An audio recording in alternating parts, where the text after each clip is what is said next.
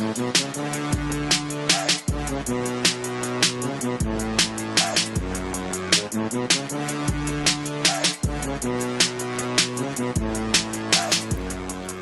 another episode of the Earnestly podcast. I'm your host, Ernest EJ Christian, coming to you on a Tuesday late morning here in South Florida. Weather is pretty nice right now. Couple things to get to today in the show as I'm going solo and sort of mobile. I'm not in the studio. I'm actually doing this on the mobile phone. But a couple things I want to talk about today on the show before we get started. LeBron James, is it possible to actually trade him? There's been a lot of talks about whether or not the Lakers actually can even consider this actual move. I'll give you my opinion on that in a sec. Also, the Warriors continue to struggle yet again. Is this dynasty in jeopardy now? Well, I'll give you my take on that as well. And Russell Westbrook goes off on a fan in Utah. Was it justified or not? I'll give you my take on that as well. Okay, so in terms of LeBron James and whether or not the Lakers should actually trade him, this came up for only one reason. During the telecast of the Celtics-Lakers on Saturday night, which, by the way, two teams going in opposite directions. The Celtics are actually on fire. The Lakers, meanwhile, are most likely not to make playoffs. In fact, I mean, it's pretty much a 99.999% chance, in my opinion, to make the playoffs because Brandon Ingram's out for the year with a scary injury. Just could affect his career. Lonzo Ball is now out for the year as well, too. LeBron James already is being considered to be put on minutes restriction by the team. So the white flag has seemingly already gone up in Tinseltown. But Jeff Van Gundy, of course, Mr. Hot Take connoisseur for ESPN and NBA coverage, actually had a lot to say about the Lakers' and struggles. And one of the things he mentioned was the possibility of Lakers trading LeBron James. Let's see what he had to say here. I think in the offseason, they have to rebuild this roster, right? And to me, it could be a trade with, for an Anthony Davis, or I think they need to explore trading LeBron for getting as much as they can. What are you doing? Seriously. No, seriously, what are you doing? No, you got to get on the right timeline. If I could trade him for the Clippers into cap space, which would give me a better chance to get Durant or Kawhi Leonard, would I not do that? Okay, LeBron James is not getting traded, okay? You got to put everything on the table. No, you can't. As a business decision, this man came to the Los Angeles Lakers. You got to that can't be part of the deal, me trading you Hold on. later. All I hear from the players now is it's business. Everything is business. Well, if it's business, then I have to do what's best for my business. Everything is business. Well, if it's business, then I have to do what's best for my business. Jeff Van Gundy has a lot to say, and I respect Jeff Van Gundy, his candor. He's very open, he's very honest, he's very transparent in the way he discusses things. And certainly, if the Lakers were where they're at right now, and given everything's going on, forget the struggles of the season for the team right now in the actual moment. You also have to consider the fact that they had a trade, a opportunity to trade for Anthony Davis, and that whole thing went to absolute shit. So the Lakers' struggles goes far beyond just on the court. It goes basically on the whole entire brand. Their brand right now is shot. The entire brand right now as a franchise is absolutely shot. And that's with Magic Johnson being the president of the team. And this, to me, Magic Johnson is the greatest Laker of all time. So for that to even be a thing, honestly, is just shocking in itself. Now, that being said, if you're the Lakers, do you consider this? This is tough because what are the pros and cons here? What are the things you have to consider? LeBron James' age. Now, LeBron James is probably still the best player in the NBA. I would still say he is, but certainly is no longer an absolute. But I think if you really had an honest discussion right now who's the best player in the NBA, I would say probably LeBron James and Kevin Durant maybe. But I mean, Kevin Durant's also on the team that won 3 games 2 years ago and is the defending champions. Anthony Davis certainly is in the discussion, but he can't stay healthy to save his life. So I would say LeBron James by default. I think LeBron James is right now at this point a default option in terms of whether or not he's the best player in basketball.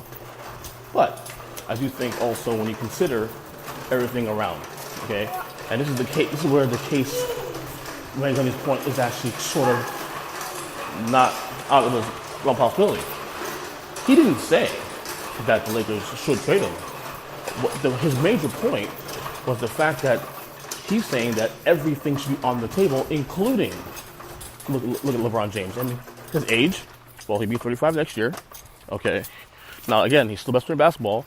But also, the appeal. Is there still an appeal to play LeBron James? And certainly, there are players who still probably want to play with him in an effort to win a title or multiple titles. But I don't think the appeal of LeBron James is as big as it was even 3-4 years ago. I think this, the reports here about Kawhi Leonard not wanting to ever play LeBron James, I think there's truth to that.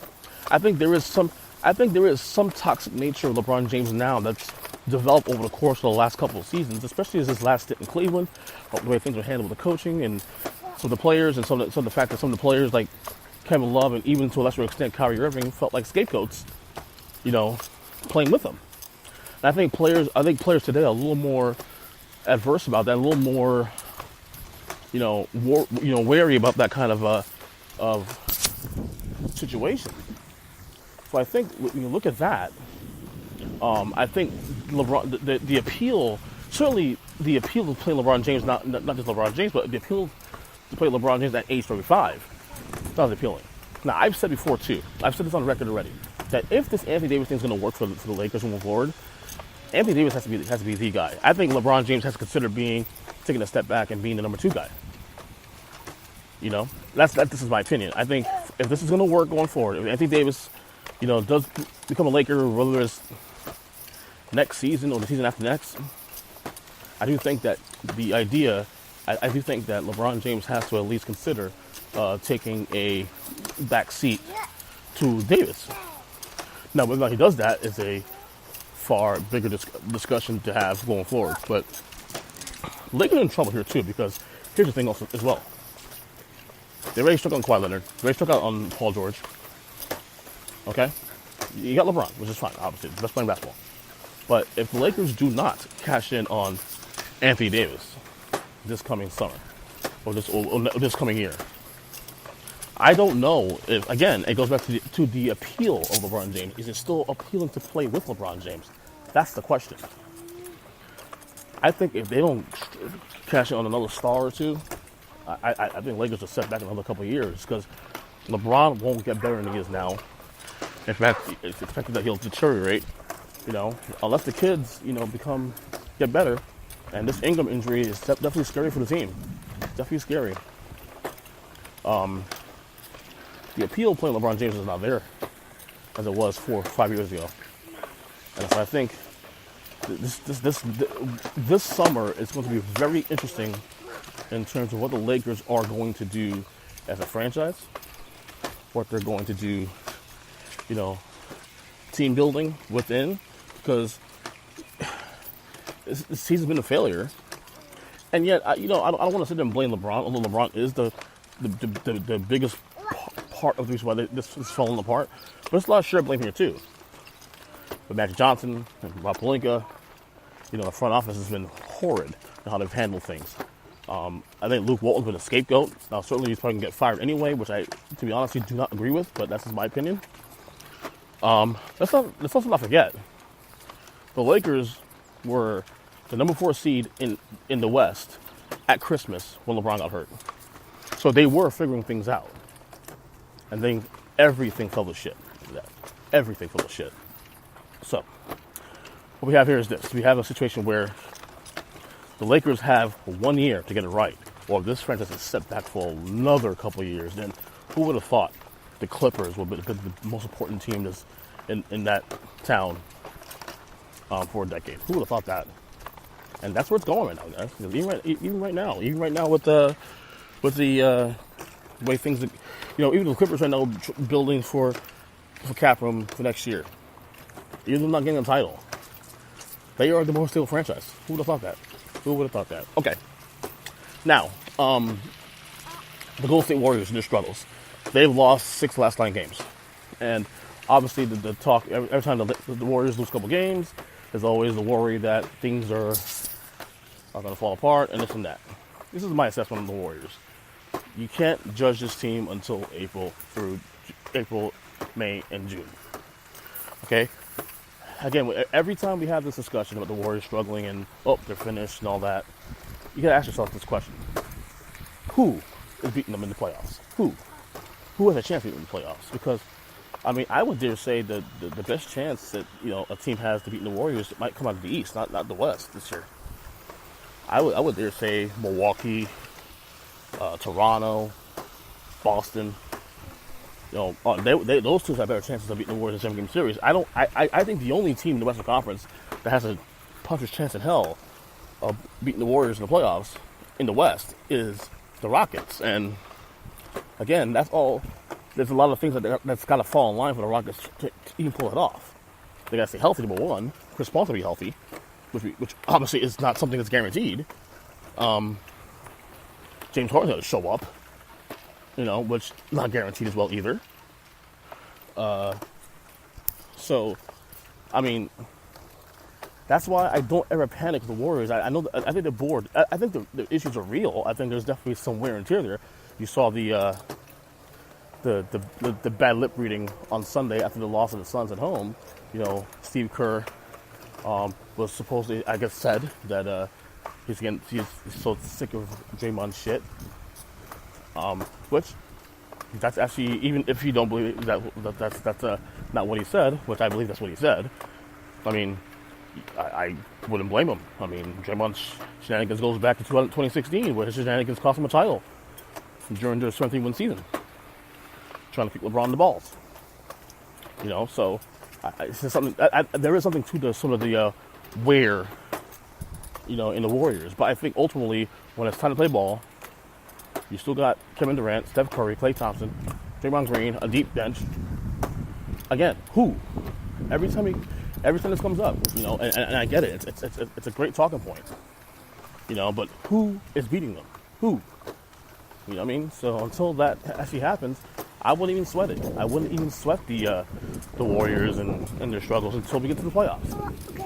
And again, I think at this point, if I'm really looking at it from a very unbiased eye, I don't think anybody in the West, outside maybe Houston, can beat them in the 7-game series. I think the biggest challenge for the Warriors this year, surprisingly, will come out of the Eastern Conference, not in the West. Okay. Russell Westbrook last night in the win against Utah got into an altercation with a fan who supposedly said to Westbrook, according to Westbrook and other players on the Thunder on the bench, said for him to, go on his knees, whatever. Some fan named Shane Kiesel, whatever his name is, him and his wife, to what Westbrook said to the fan, I'll fuck you and your wife up. Now, let me just say for the record, number one, Russell Westbrook is in the wrong for what he did, regardless of what the fans say. Now, I don't know the protocol of how things are handled at a game. Like, if a fan is shot, obscenities to a player, I don't know the protocol. Security should have been better, number one, if things were being said towards Westbrook. But, number two, you gotta let it go, man. You gotta let it go sometimes. Some fans are stupid. That's just the nature of the beast. I'm not saying it's right. I'm not saying what the fan did was correct, because it certainly was really fucked up. By the way, you looked at the fan's Facebook, Twitter feed, which was found actually apparently overnight. Lots of controversial things he said on there, including Westbrook from last year. This guy is supposedly a big-time Trump supporter, which really shouldn't really matter, I guess. People making that a big deal. That shouldn't really matter. But he's got to let that go. Westbrook plays with a lot of, plays with a lot of aggression and anger, which can be used for good, but it also be used for bad. So, I don't know whether it's one of those things where he has to grow up. He just has to really, really take it by the horn and just grow up. You know what I mean? So, in the end, hopefully the NBA deals with the situation. This fan, I mean, he was interviewed after the game and he was talking about how Westbrook was being classless and he didn't say anything offensive. I don't believe that. I believe there's something more to that story. In fact, I'm really actually am relegated to believe Westbrook side of the story. My point was that Westbrook has to be the bigger man and just ignore. Now the part about him saying, fucking his wife up. Not a big fan of that myself, but again, line of fire, line of fire. Let's see else. What else I want to talk before I go? No, I did touch on Nintendo LeBron deal on yesterday's podcast. So yeah, that's it for now. Don't forget, I'm actually outside. It's a little windy. I apologize. Walk my kid. I've been doing this every day. Last couple of days now. Have like a little lake outside my townhouse. So what I do is I walk around for a couple of laps.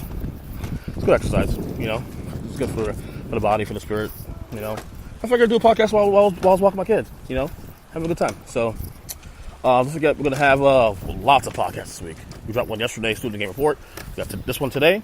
We'll have one tomorrow. My buddy Cliff Connors, who's a big-time Mets fan, is gonna come on the show. We're gonna talk about Mets baseball and other things.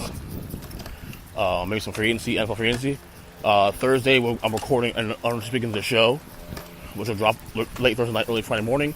The rescheduled Shoot the Shit podcast that we had to move with Roz and G last week will be done this week, Thursday, hopefully. And then I think that's it. We got a lot going on Earnestly Media. So again, on Twitter at EJChristian7. You can, of course, website at Earnestly Media at earnestly.net. And we'll see you for the next one. Talk to you guys later. God bless. Take care.